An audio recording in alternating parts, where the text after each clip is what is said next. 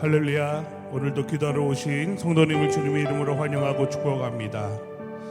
우리를 사랑하셔서 아버지 되신 하나님께서 인간의 몸으로 오시고 우리를 위하여 십자가를 향하여 나아가시는 섬김과 희생을 보여주실 때 그 사랑을 묵상하며 우리의 삶을 돌아보고 우리의 믿음을 점검할 수 있기를 소망하며 함께 찬양하며 나가겠습니다. 보혈을 지나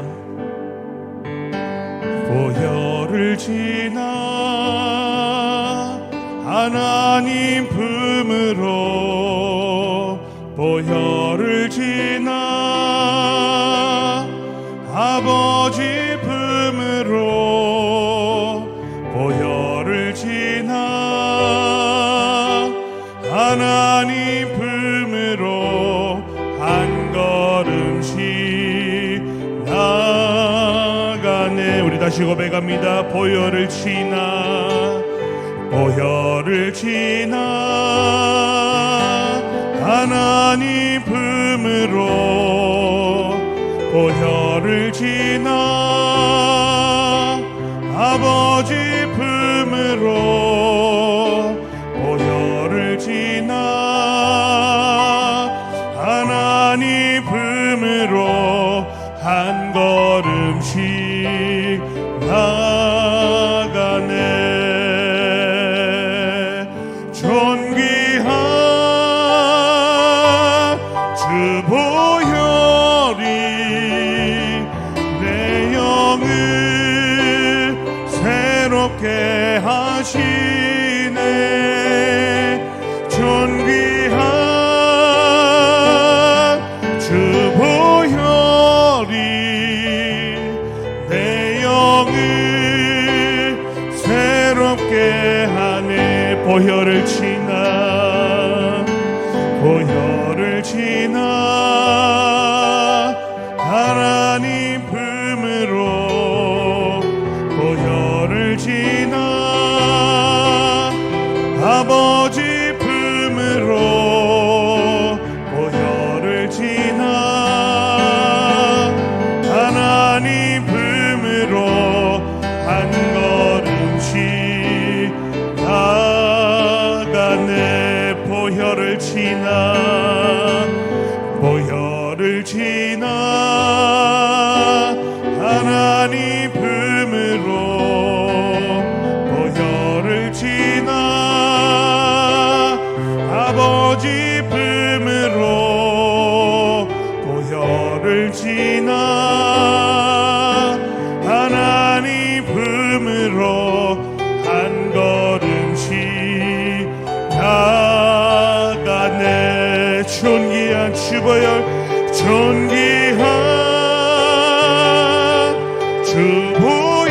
보혈이 내 영을 새롭게 하시네. 존귀한 주 보혈이 내 영을 새롭게 하네. 존귀한 주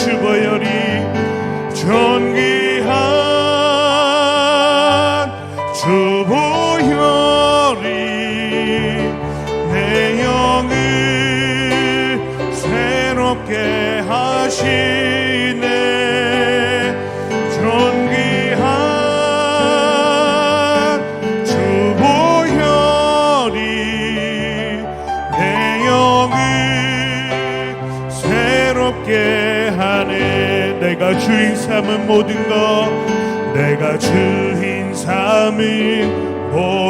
것 내려놓고 내 주 되신 주 앞에 나가 내가 사랑했던 모든 것 내려놓고 주님만 사랑해. 우리 다시 고백합니다. 내가 주인 삼은 모든 것 내려놓고 내 주 되신 주 앞에 나가 내가 사랑했던 모든 건 내려놓고 주님만 사랑해. 주 사랑 거친 풍랑에도 깊은 바다처럼 나를 잠잠케 해. 주 사랑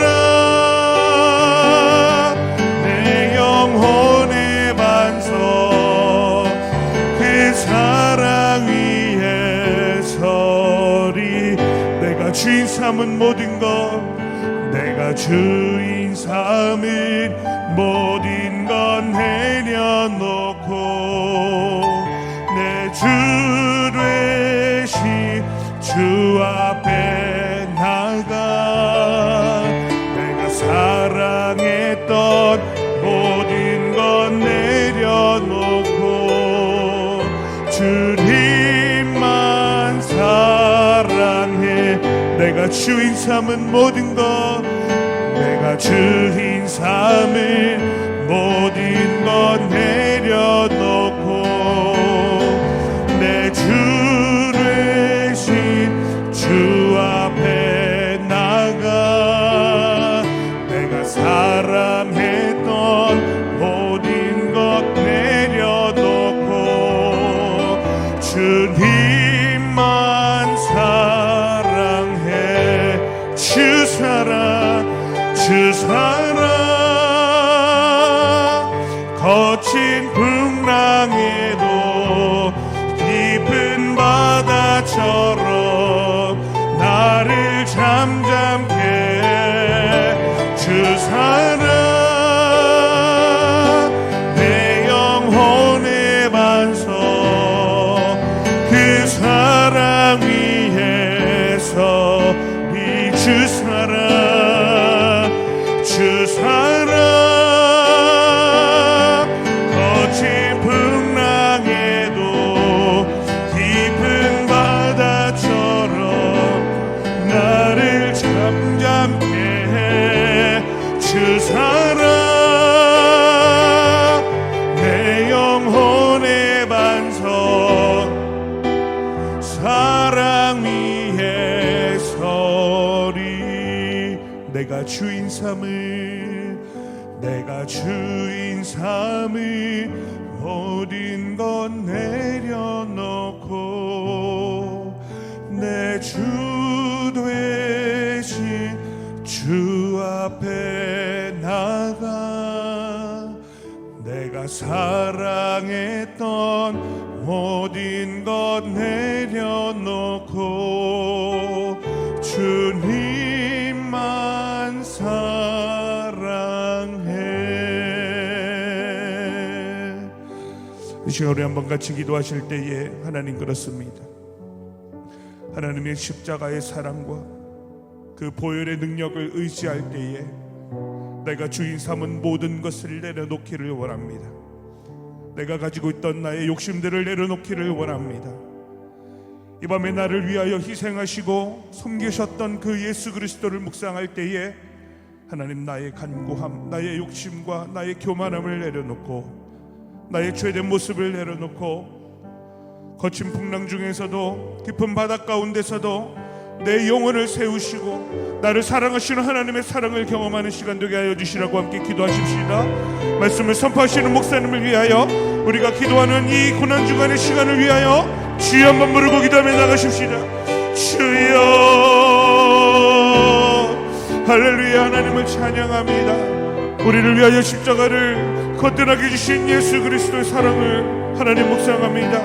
하나님 우리의 죄된 모습들을 내려놓고 우리의 욕심을 내려놓고 겸손하게 주님 앞에 나가기를 원하오니 성실하시고 신실하신 그 예수 그리스도의 사랑을 하나님 오늘 이 새벽에 묵상하게 하여 주시고 죄된 연약한 우리의 모습을 돌아보며 하나님 아버지 앞에 겸손한 모습으로 나갈 수 있도록 인도하여 주시옵소서. 우리의 욕심과 하나님 우리가 주인 삼은 모든 것을 이 시간 내려놓기를 원합니다. 우리 손에서 내려놓기를 원합니다. 하나님 그 빈손을 주님을 향하여 들고 하나님 앞에 믿음으로 나아가기를 원합니다. 하나님의 은혜를 경험하고 그리스도의 주의 사랑을 묵상하는 시간 되게 하여 주시옵소서. 말씀을 선포하시는 목사님을 붙들어 주셔서 하나님 아버지 영육간의 강건함을 더하여 주시고, 하나님 선포되어지는 그 말씀이 하나님 오늘 우리가 살아갈 때에 하나님의 소망이 되게 하여 주시고, 하나님의 희망이 되게 하여 주시고, 하나님으로 말미암아 힘을 얻는 시간 될 수 있도록 주여 도와주시옵소서. 하나님 앞에 우리의 영적 귀를 열기를 원합니다. 하나님 우리의 노래를 들기를 원합니다. 하나님 우리의 귀를 열어 주의 음성 듣기를 원하오니, 이 새벽에 하나님 우리에게 말씀하여 주시고, 하나님 불쌍하고 연약한 우리의 인생에 찾아와 주셔서 하나님 우리와 동행하여 주시며, 하나님 우리에게 간섭하여 주시고 우리를 인도하시고 우리의 빛이 되어 주시옵소서. 그 하나님 앞에 나아갑니다. 하나님 우리의 소리를 멈추고 주의 음성 듣기를 원하오니 인도하여 주시옵소서. 사랑의 하나님, 고난주간을 맞이하여 특별 새벽기도에 나와 기도할 수 있게 하여 주시니 감사합니다. 죄인들을 구원하시려고 쓰리고 아픈 십자가 지신 예수님, 고난주간만이라도 예수님의 십자가 고난을 더 깊이 생각하고 묵상하면서 하나님을 가까이 하게 하여 주시옵소서. 하나님이 주신 하루 24시간 중에서 우리 자신을 위하여 사용하는 시간은 너무나 많아도 아까워하지 않으면서 성경 읽고 기도하고 묵상할 시간은 없다고 합니다. 우리의 부족한 믿음을 도와주시옵소서. 수많은 죄의 유혹 속에 살아가고 있는 우리가 고난주간을 맞이하여 다시금 우리의 신앙생활을 재점검하게 하시사, 예수님께서 마귀의 시험을 받으셨을 때 말씀으로 시험을 이기신 것처럼 우리도 말씀으로 시험을 이기게 하시고 하나님의 말씀을 바로 깨달아 알 수 있도록 도와주시옵소서. 예수님 당시에도 바리새인들과 많은 유대 지도자들은 하나님의 아들이신 예수님을 보고도 깨닫지 못하고 예수님의 말씀을 듣고도 믿지 않았습니다. 우리의 마음속에 성령님 오셔서 하나님의 말씀을 깨닫게 하시고 말씀대로 순종하는 삶을 살아갈 수 있도록 도와주시옵소서. 예수님께서 이 땅에 오셔서 병든 자를 고치시며 가난하고 소유된 자들에게 사랑을 실천하신 예수님, 아직도 이 땅에 병들고 가난하고 소유된 성도와 이웃들이 있습니다. 또한 산불로 인하여 삶의 터전을 잃고 시리에 빠진 우리의 이웃들도 있습니다. 불쌍히 여겨 주시옵소서. 그들과 함께 아픔과 고난을 나누는 고난주간이 되게 하여 주시옵소서. 그들을 위하여 기도하게 하여 주시옵소서.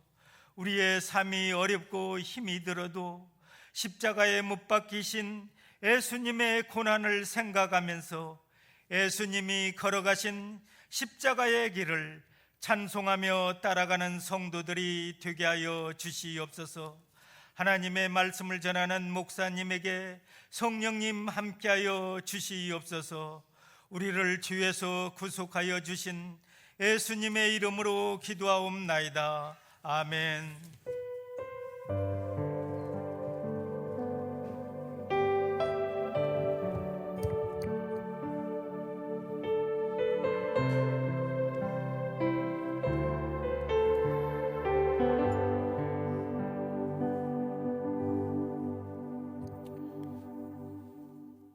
고난주간 넷째 날 우리에게 주신 하나님의 말씀은 마가복음 15장 1절에서 15절까지의 말씀입니다.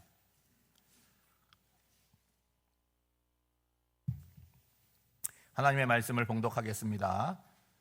새벽에 대제사장들이 즉시 장로들과 서기관들 곧 온 공회와 더불어 의논하고 예수를 결박하여 끌고 가서 빌라도에게 넘겨주니 빌라도가 묻되 내가 유대인의 왕이냐? 예수께서 대답하여 이르시되 내 말이 옳도다 하시매 대제사장들이 여러 가지로 고발하는지라. 빌라도가 또 물어 이르되 아무 대답도 없느냐? 그들이 얼마나 많은 것으로 너를 고발하는가 보라 하되 예수께서 다시 아무 말씀으로도 대답하지 아니하시니 빌라도가 놀랍게 여기더라. 명절이 되면 백성들이 요구하는 대로 죄수 한 사람을 놓아주는 전례가 있더니 밀란을 꾸미고 그 밀란 중에 살인하고 체포된 자 중에 바라바라 하는 자가 있는지라. 무리가 나아가서 전례대로 하여 주기를 요구한데 빌라도가 대답하여 이르되 너희는 내가 유대인의 왕을 너희에게 놓아 주기를 원하느냐 하니 이는 그가 대제사장들이 시기로 예수를 넘겨준 줄 알미러라. 그러나 대제사장들이 무리를 충동하여 도리어 바라바를 놓아달라 하게 하니 빌라도가 또 대답하여 이르되 그러면 너희가 유대인의 왕이라 하는 일을 내가 어떻게 하랴. 그들이 다시 소리 지르되 그를 십자가에 못 박게 하소서. 빌라도가 이르되 어찌미냐 무슨 악한 일을 하였느냐 하니 더욱 소리 지르되 십자가에 못 박게 하소서 하는지라. 빌라도가 무리에게 만족을 주고자 하여 바라바는 놓아주고 예수는 채찍질하고 십자가에 못 박히게 넘겨주니라. 아멘. 빌라도의 법정이라는 제목으로 하나님의 말씀을 전하도록 하겠습니다. 겟세마네 동산에서 홀로 깨어 나의 원대로 마옵시고 아버지의 원대로 되기를 원합니다 기도하셨던 예수님께서는 그 기도를 마치시고 잡으러 온 사람들에게 체포되어 끌려가십니다. 그리고 전직 대제사장이었던 안나스의 집을 거쳐서 현직 대제사장인 가야바의 집에서 이렇게 신문을 받는 거죠. 그 과정에서 우리가 알고 있듯이 베드로는 예수님을 모른다고 3번이나 부인하였습니다. 오늘 보면 1절 말씀을 보시면 새벽에 대제사장들이 즉시 장로들과 서기관들 곧 온 공회와 더불어 의논하고 예수를 결박하여 끌고 가서 빌라도에게 넘겨주었다. 그렇게 기록하고 있습니다. 여러분 시간적으로 언제입니까? 새벽이라는 시간이에요. 여러분 보편적으로 일과 시간이라고 하는 것이 있습니다. 아주 특별하고 급박한 일이 아니면 새벽에 뭔가를 도모하지는 않는데 지금 유대인들의 최고 의결 기관인 산헤드린 공의회가 이른 새벽에 모였다라고 하는 거예요. 그러면 뭔가 분명한 이유가 있지 않겠습니까? 1절을 다시 보시면 새벽이라는 시간뿐만이 아니에요. 그 문장을 쭉 보시면 즉시, 곧이라는 표현을 볼 때 이들이 상당히 급하게 서두르고 있다는 느낌을 받을 수밖에 없습니다. 지금 새벽에 공회를 모였는데 이날은 어떤 날입니까? 금요일 새벽인 거예요. 금요일 새벽입니다. 아마도 이 시간은 사람들이 이동할 수 있는 가장 이른 시간으로 보이는 거죠. 여러분 이들이 이렇게 서두르는 이유는 이날이 금요일이기 때문이에요. 이제 해가 뜨겠죠. 그리고 해가 다시 지게 되면 안식일, 특별히 어떤 안식일입니까? 6월절 안에 있는 가장 큰 안식일이 시작되기 때문이죠. 그러니까 이들의 속셈은 뭡니까? 안식일이 되기 전에 예수님의 문제, 예수를 죽이는 문제를 서둘러 처리하기 위함이죠. 다시 말씀드리면 선한 일을 위해서 밤잠도 자지 않고 이렇게 부지런히 움직이는 것이 아니라는 거예요. 악한 일을 도모하기 위해서 밤에 잠도 자지 않고 새벽부터 부지런히 움직이고 있는 거죠.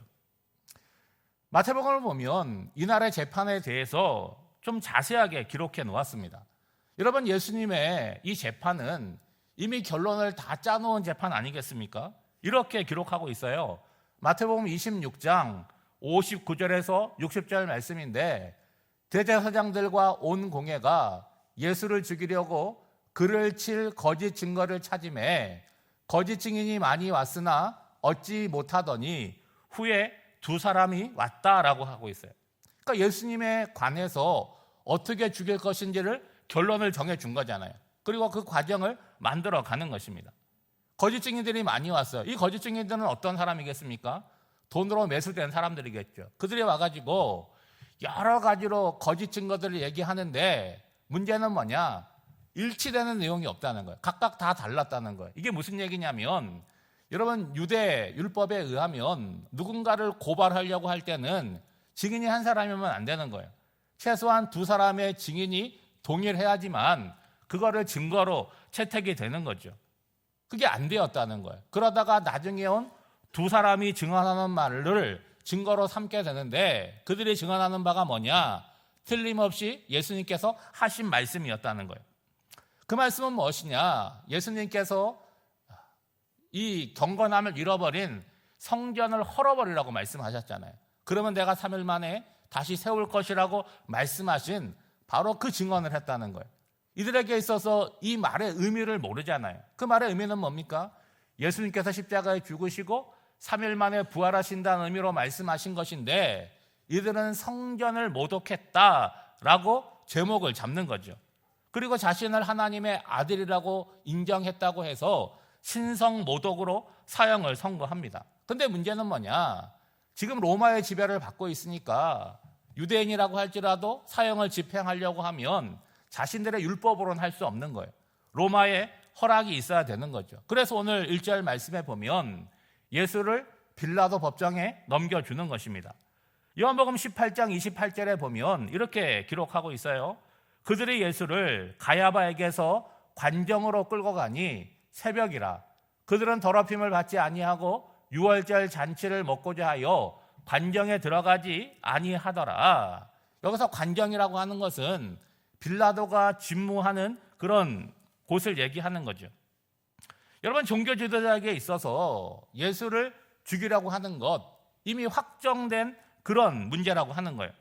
이제 총독 빌라도의 사형 허락만 받아내면 되는데 그것에 대해서는 그렇게 어렵게 생각하지 않고 있다는 거예요. 그러니까 그들의 마음은 어디에 있는 거예요? 예수를 죽이는 건 이미 확정되어 있고 그 너머에 있는 유월절 만찬, 그러니까 유월절 기간 가운데 있는 안식일의 만찬에 참여하는 데 있다는 거예요. 뭘 신경 쓰는 거예요? 그 유월절 만찬에 참여해야 되는데 내가 부정하게 되어서 더럽힘을 입게 되면 그 잔치에 참여하지 못하는 것에 대해서 신경을 쓰고 있다는 거예요. 여러분, 부정하게 되는 이유는 여러 가지 있는데 오늘 본문의 상황은 뭐예요? 유대인이 이방인과 접촉하게 되면 부정하게 된다는 바로 그 부분에 있는 거죠. 그러니까 예수를 빌라도에게 넘겨주지만 자신들은 부정해지지 않으려고 그 관정 안으로 들어가지 않는 모습을 보여주고 있습니다. 근데 여러분 생각해 보세요. 죄가 없으신 예수님을 거짓 증거를 하는 사람들을 매수해서 그렇게 불의하게 죽이는 일을 저지르면서도 율법에 따라서 그 유월절의 안식일을 지키려고 자신을 부정하게 하는 것은 꺼리끼는 위선적인 행위를 하고 있다는 거예요. 이제 예수님을 넘겨받은 빌라도가 예수를 신문합니다. 여러분 2절 말씀해 보면 빌라도가 묻되 내가 유대인의 왕이냐? 예수께서 대답하여 이르시되 내 말이 옳도다 하시매. 여러분 빌라도가 왜 이런 말로 신문을 하는 것입니까? 종교지도자들이 지금 예수님을 빌라도에게 넘겨주면서 뭔가를 얘기했을 거 아니겠습니까? 그냥 넘겨주겠습니까? 이 사람이 어떤 죄를 지었는지에 대해서 고발한 내용이 있을 거예요. 앞서 대제사장들이 예수님을 신문할 때는 뭐라고 질문했습니까? 너가 하나님의 아들인 그리스도냐? 라는 질문을 하고 그 질문에 대해서 예수님이 그렇다는 대답을 받아냈잖아요. 근데 그걸 어떻게 바꾼 거예요? 유대인의 왕이라고 바꾸어서 지금 사건을 꾸몄다라고 하는 거예요. 여러분, 예수님이 우리에게 있어서 유대인의 왕이냐, 하나님의 아들이냐, 그리스도냐, 우리는 아무런 꺼리낌이 없습니다. 다 그렇다고 우리는 인정하는, 고백하는 그런 내용이에요. 그런데 빌라도에게 예수님의 사형을 요청하면서 여러분 그 고소장에다가 이 사람이 신성 모독을 했다, 성전을 모독했다, 본인이 하나님의 아들이라고 얘기했다, 그렇게 기록을 한다면 빌라도의 입장에서는 어떤 반응을 보이겠습니까? 나와는 아무런 상관이 없다고 얘기하겠죠. 왜냐하면 로마의 식민지 정책은 뭐냐? 하나의 원칙이 있었는데 그 나라, 그 민족의 어떤 종교나 문화에 대해서는 우리가 관여하지 않는 것이 원칙인 거죠. 그러니까 종교적인 문제로 예수를 고발했다라고 한다면 그거는 예수님을 십자가에 죽일 수 있는 그런 조건이 못 된다는 거죠. 그러니까 종교적인 문제로 안 되니까 예수님을 어떻게 몰고 가는 거예요? 정치적인 범죄로 몰고 가고 있는 거죠. 그러니까 지금 빌라도는 바로 그 고소장을 갖고 예수님께 질문하는 거예요. 이 의미는 뭡니까? 로마와 그들이 통치하는 속국에 있어서 유일한 왕은 누구밖에 없는 거예요? 로마 황제밖에 없는 거죠. 너가 유대인의 왕이냐라고 하는 질문은 어떤 의미를 갖고 있습니까? 너가 로마에게 반기를 드는 그런 존재냐라고 묻는 거예요. 그러니까 빌라도의 법정에 선 예수님은 어느새 로마의 반기를 드는 정치범이 되어 있는 거죠. 그럼에도 불구하고 예수님은 이 빌라도의 질문에 대해서 뭐라고 얘기합니까? 내 말이 옳다라고 긍정하고 계시는 거죠. 여러분, 예수님은 유대인의 왕일 뿐만이 아니라 만왕의 왕이시고 만주의 주가 되십니다. 그리고 지금은 하나님께서 선택한 유대인들을 비롯해서 온 인류를 구원하시기 위해서 찾아오신 상태예요. 이미 십자가의 길로 들어선 예수님께서는 유대인의 왕이심을 이방인 빌라도를 통해서 선포하고 계시는 거죠. 앞서 상해드린 공의에서 예수님을 신성 모독으로 몰아서 사형을 선고한 것처럼 이제 유대인의 왕이냐는 질문에 내 말이 옳도다라고 대답한 예수님은 반역죄가 형성이 되는 거죠.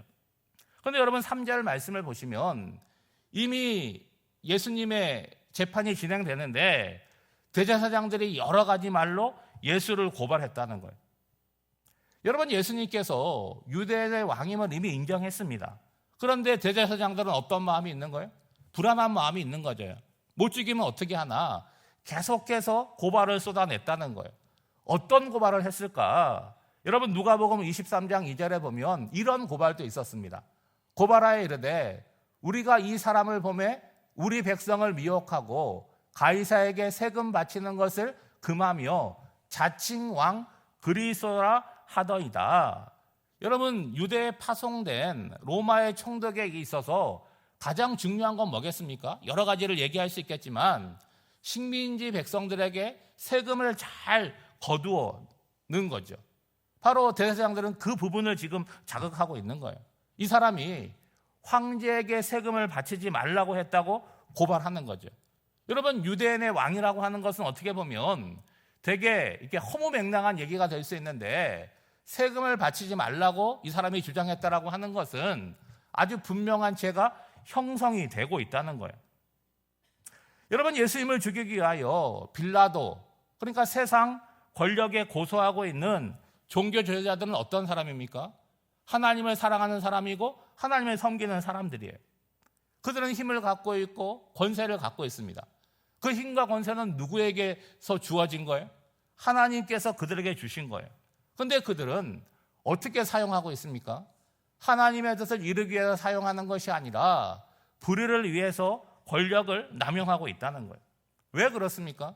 하나님이 어떤 분이신지, 그리고 하나님께서 어떻게 일하시는지 그들이 무지하기 때문이라는 거예요.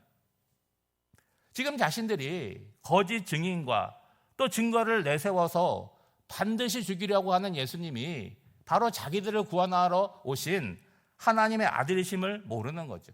왜 모르는 것입니까? 여러 가지로 말할 수 있지만 근본적으로는 그들이 하나님의 일을 하고 있지만 하나님을 믿고 있지 않기 때문인 거죠.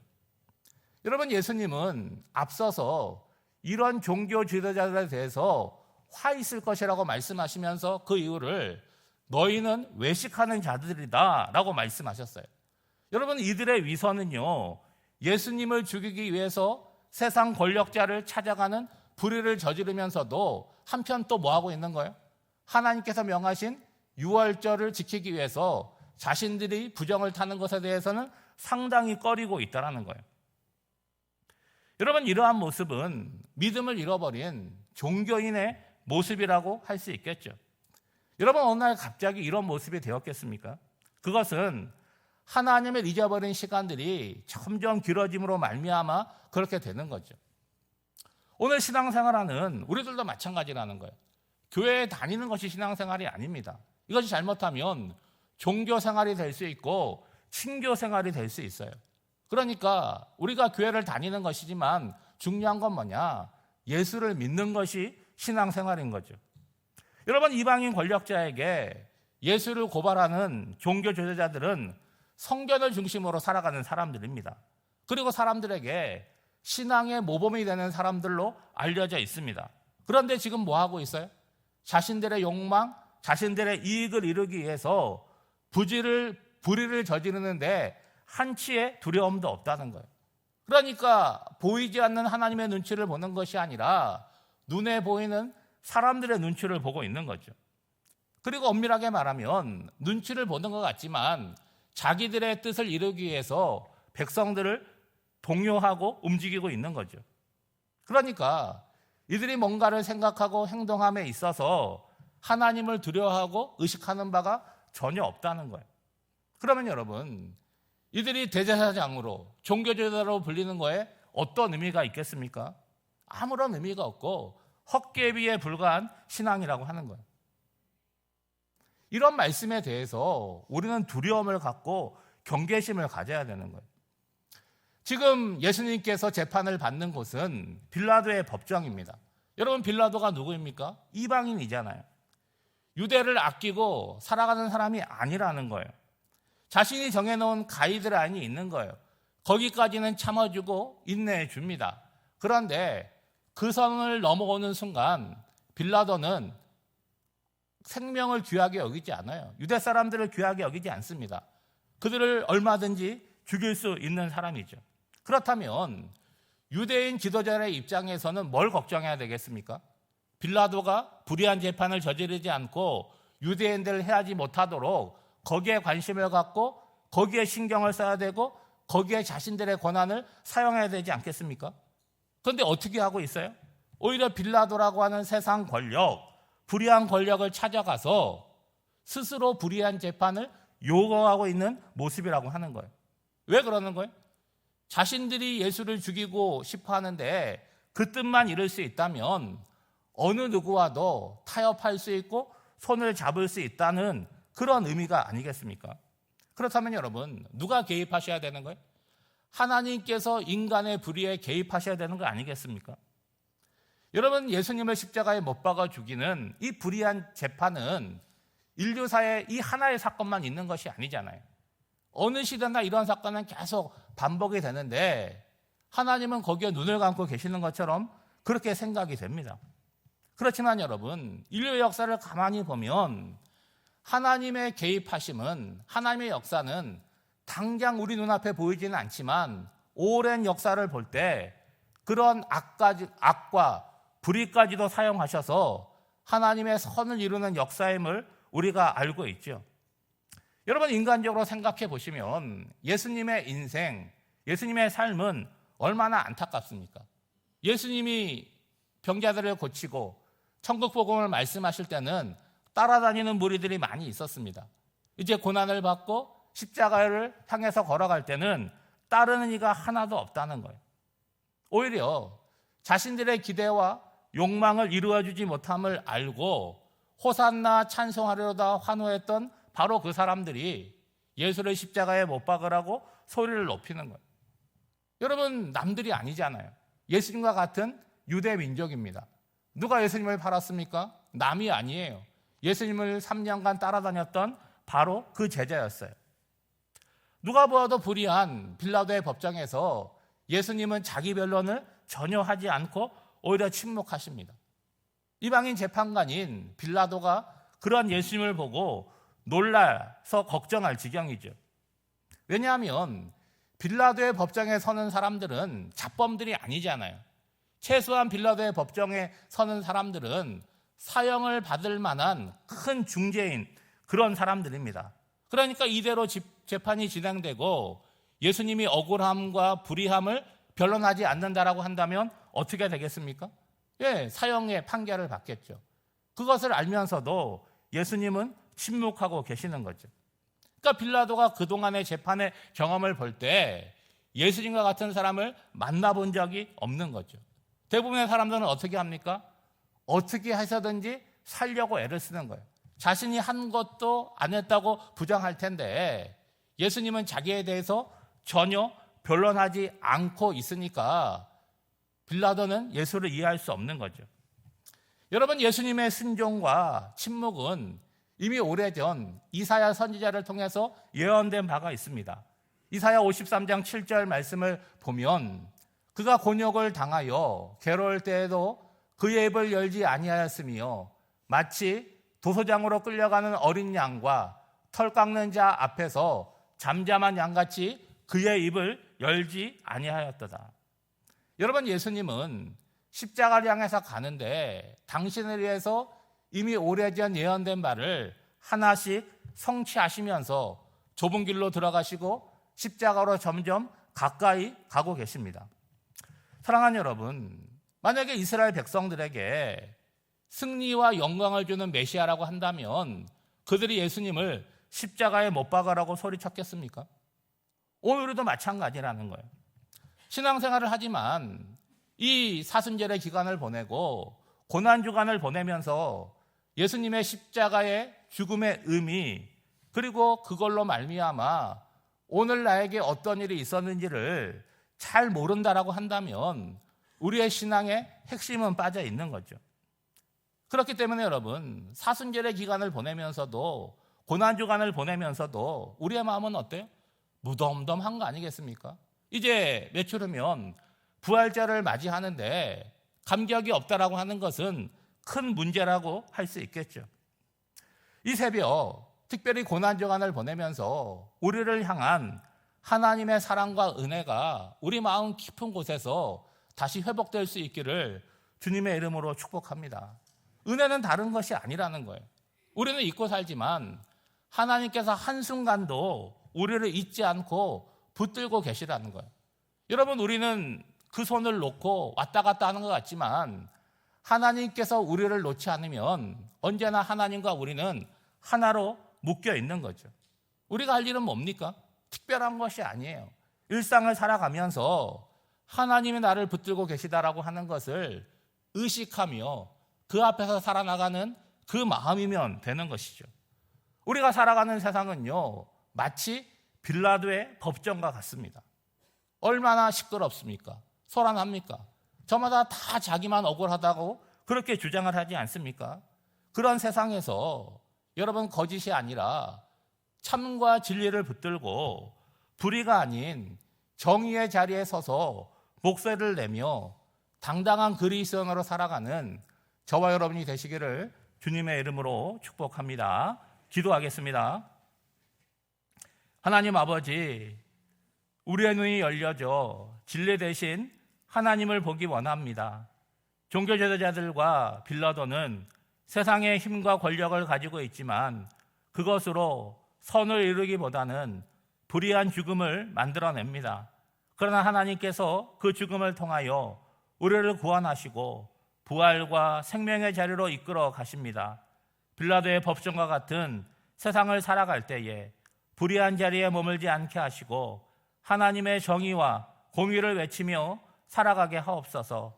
무엇보다 두렵고 떨리는 마음을 가지고 종교인이 아닌 신앙의 내용과 실천이 있는 참되고 거룩한 신앙으로 날마다 한 걸음씩 나아가게 하옵소서. 예수님의 이름으로 기도하옵나이다. 아멘. 우리 찬송가 149장 부르시고 함께 기도하도록 하겠습니다.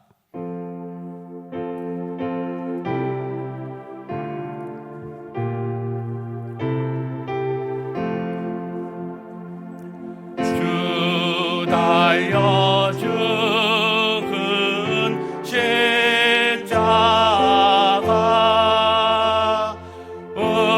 우리가 생각할 때에 세상에 속한 욕심을 헛된 줄 알고 버리네. 죽으신 구주 밖에는 자랑을 말게 하소서. 보혈의 공로 힘입어 교만한 마음을 버리네. 못 박힌 손발 보니 큰 자비